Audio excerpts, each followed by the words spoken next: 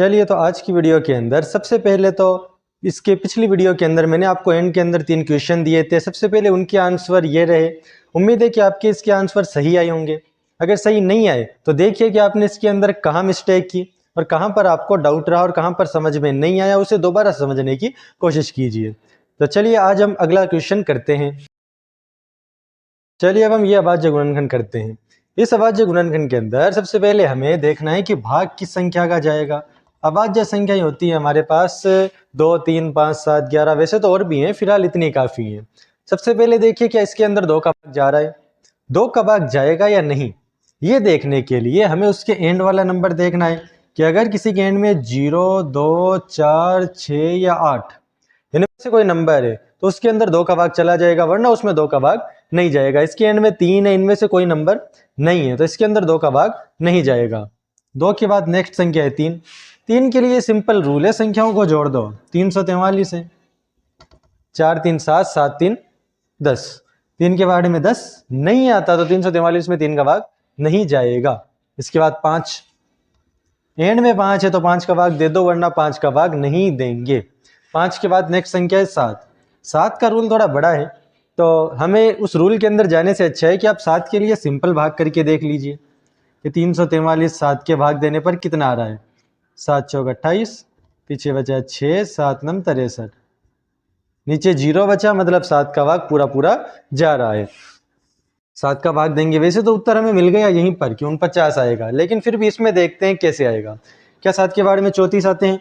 नहीं, कम करते जाइए। 33 नहीं आते, 32 नहीं आते, 31 नहीं आते, 30 नहीं आते, 29 नहीं आते, 28 आते हैं। कितनी बार बोलने पर? 4 बार।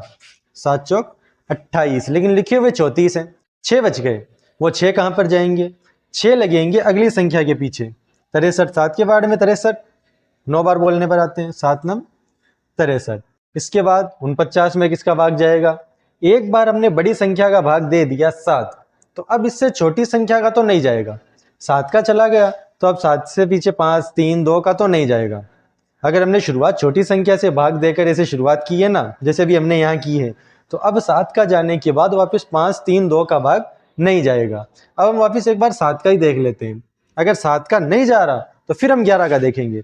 7 के बारे में 49 आते हैं 7 बार बोलने पर, फिर 7 का जाएगा। 7 के बारे में 7 आएंगे एक बार बोलने पर, नीचे 1 आते ही आपकी अभाज्य गुणनखंड पूरी हो जाएगी। अभाज्य गुणनखंड में नीचे 1 आते ही फाइनल उत्तर आ जाता है। तो 7 आए यहाँ पर 3 बार, तो 7 की घात 3 ये हमारा इसका उत्तर है। चलिए अब हम ये अभाज्य गुणनखंड करते हैं ताकि हम और अच्छे तरीके से अभाज्य गुणनखंड को समझ सकें। अभाज्य गुणनखंड के अंदर शुरुआत हम 2 से करेंगे। क्या इसमें 2 का भाग जाएगा?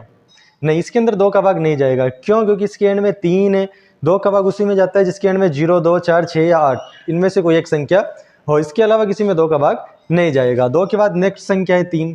क्या इसमें 3 का भाग चला जाएगा? हाँ, इसके अंदर 3 का भाग जाएगा, क्योंकि 243 को जोड़ने पर 2, 4, 6, 6, 3, 9 आ रहे हैं। 3 के बारे में 9 आते हैं तो इसमें 3 का भाग चला जाएगा। 3 के बारे में 24, 8 बार 3, 1 बार 81।